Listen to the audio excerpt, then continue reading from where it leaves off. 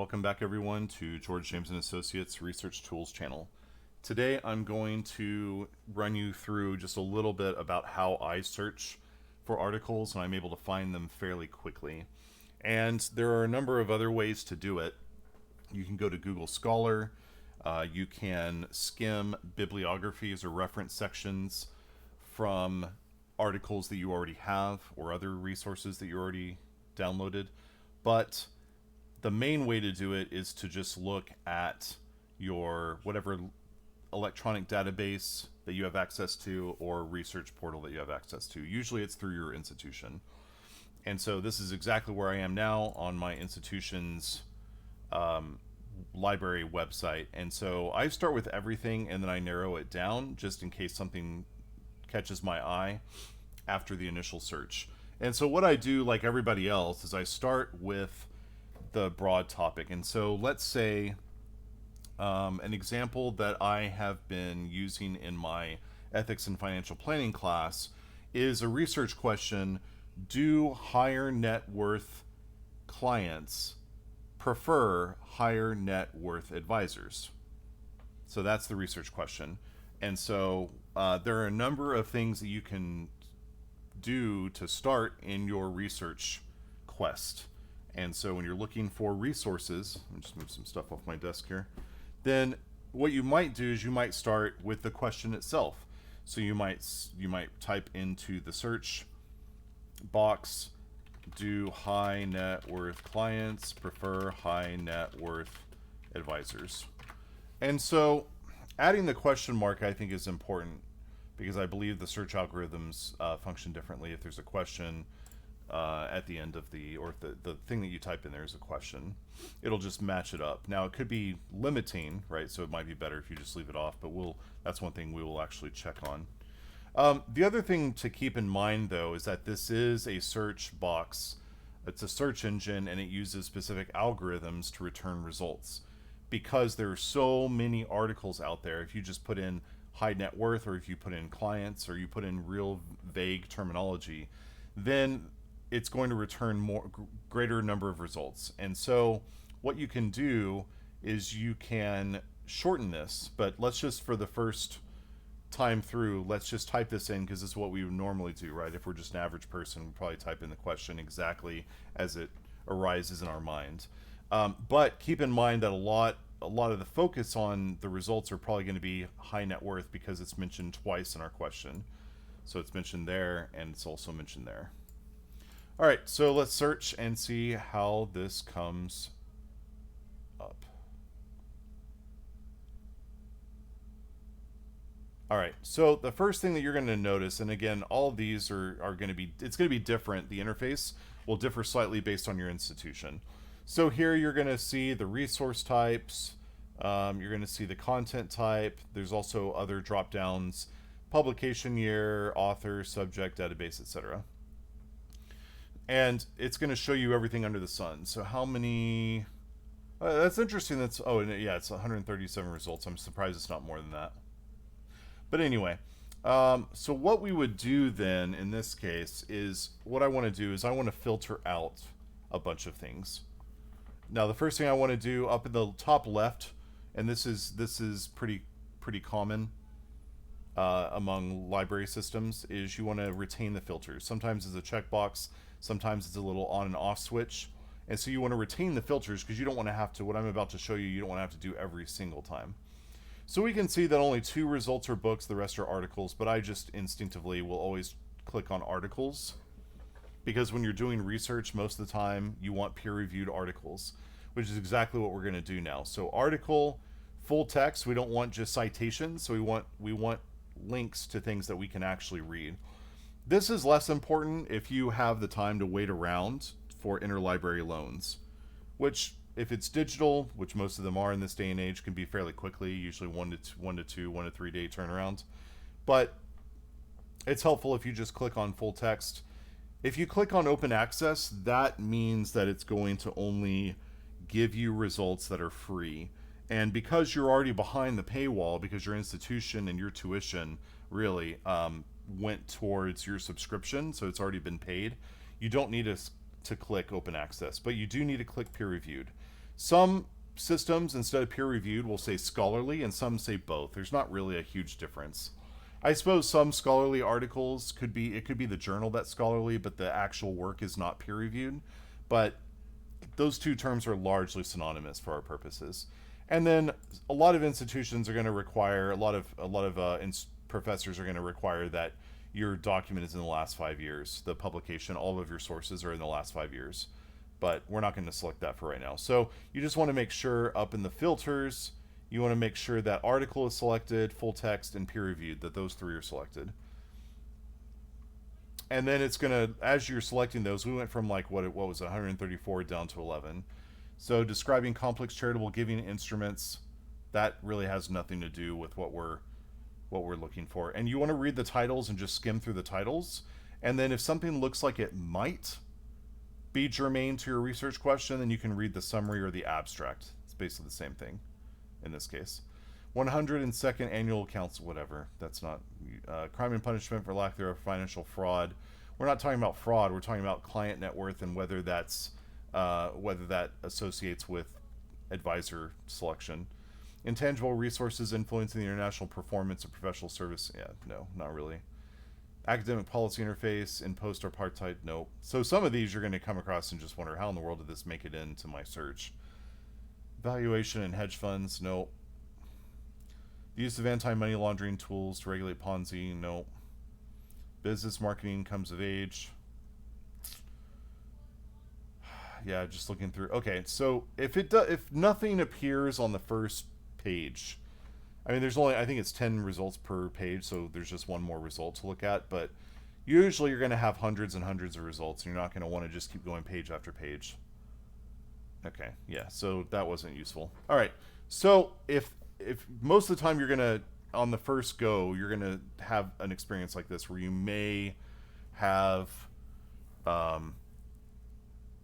you might have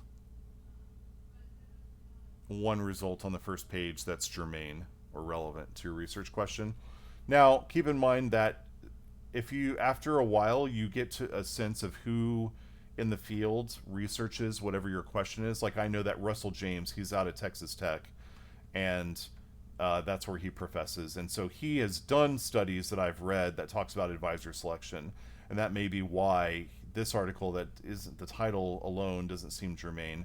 So if an author that you're familiar with catches your eye, then you may want to look through here. So it's talking about planned giving. You can also control F for the summaries, right? You can say like selection.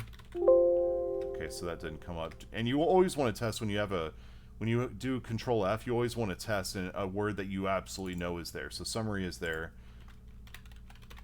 Okay. So the reason why I do this is because some PDFs, when you're looking through the PDF, for some reason some PDFs won't register anything. So even if you put the word "the" in the search box, it won't return anything. So I always, as a matter of habit, will just search for something to make sure that the Control F function is working properly, that that search box is in fact working. Okay, so this was not useful, right? So so far we don't have any advisor selection. And it might be that we have to reformulate our search question. I don't know if just abbreviating it. That's the first thing you can do. Is you can say, okay, client, maybe HNW. That might be too broad.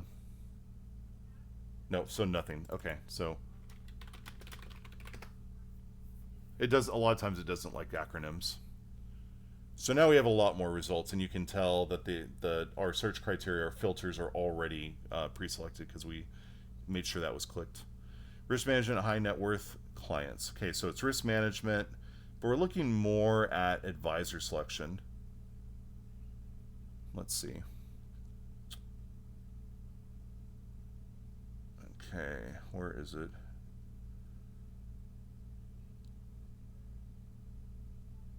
Just looking for something that deals with advisor selection or something to that effect to answer our research question.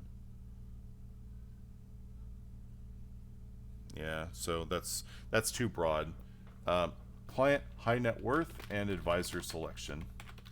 So here what I'm doing is I'm using the boolean term and, so, which is one of the things that you can do. You can use and, but, not, those types of boolean logic operators. Okay.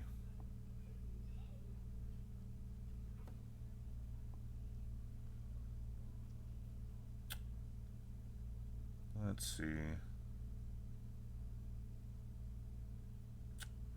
Well, this isn't looking good. So,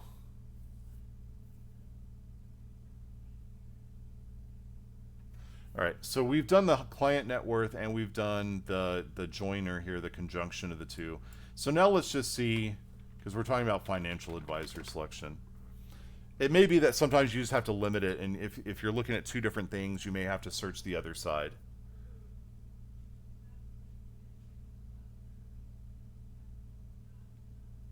Okay, so it looks like this is going to be much more promising, the financial advisor selection.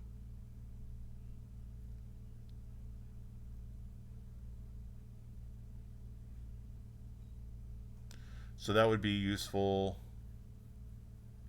This is a column, not really an original article, but still, it's from a peer-reviewed source. And it does underscore here, it highlights our the terms from our criteria. It's talking about the value of the advice, not really how advisors are selected.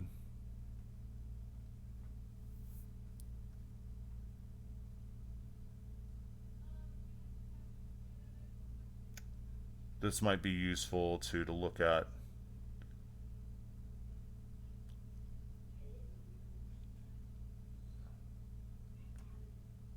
This is interesting. Yeah. You can also broaden. You can go back out to, and you can say something like, which, let's see, or maybe clients, or I think it would actually better say who hires financial advisors. It's another question. Yeah, this is what I was afraid of, is going to it would loop over to the corporate. Then my next term instead of financial advisor is going to be financial advice.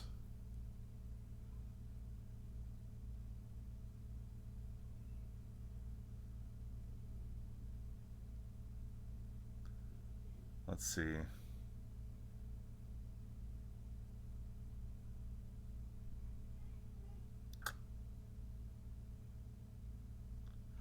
All right. We can also use other synonyms. Instead of financial advisor, we could say financial planner. So who seeks financial planning advice? You could also say investment advice, because financial planning advice is newer. It's a newer term.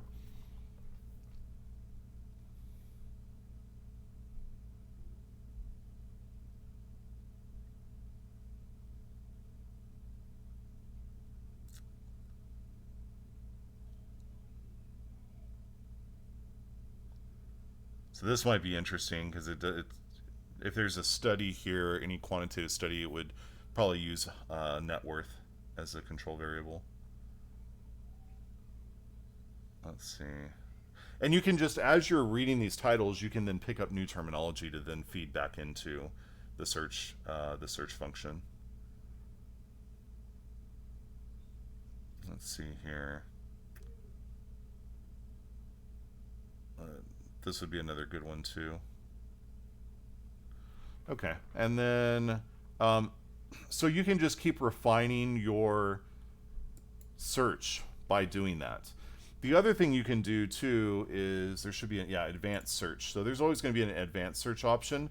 And the thing that's interesting here is you can search by a number of different things.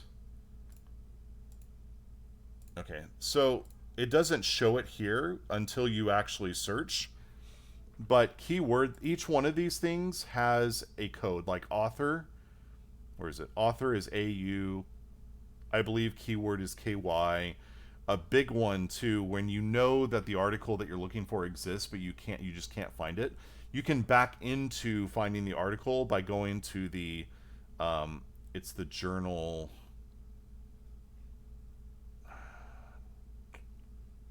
Publication name is what it is. Should be. It's not personal name. SO is the name.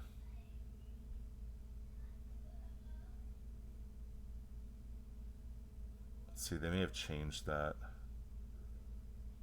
But anyway, there are a lot of different things. So what we can do then is you could say like author. Yeah, see, and AU, yeah, that colon. I think it does that because right now I'm just gonna just put in a random name here.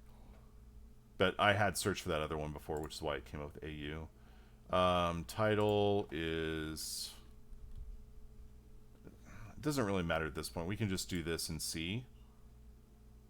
See, and then it does it like this: AU colon, and then it uses parentheses. You don't have to use the parentheses.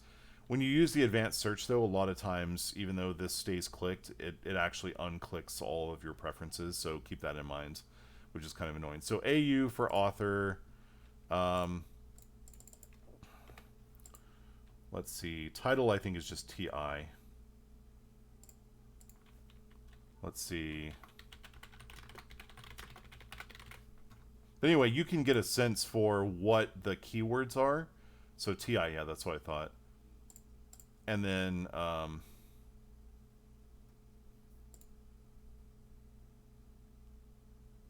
keyword, I think, is KY. Yeah, or key W, keyword. I don't know why I said KY. Key W is keyword. Some of them though are not straightforward. So I'm just trying to think. I think it's got to be journal source. Whatever it is SO. So Journal of Finance. Yep. Okay. So they changed it from publication name to journal source. So anyway, if you know that it's in a particular journal, like let's say that I'm trying to find an article in the Journal of Finance, I know that the article exists because I looked at it on Google Scholar, or I found it in the references section elsewhere. Then I can type in SO colon Journal of Finance. It'll bring the journal up, or the other journals that deal with Journal of Finance is it's a top finance journal. It's probably the finance journal. But you could do something like you do Journal of Financial Planning. So if you do SO,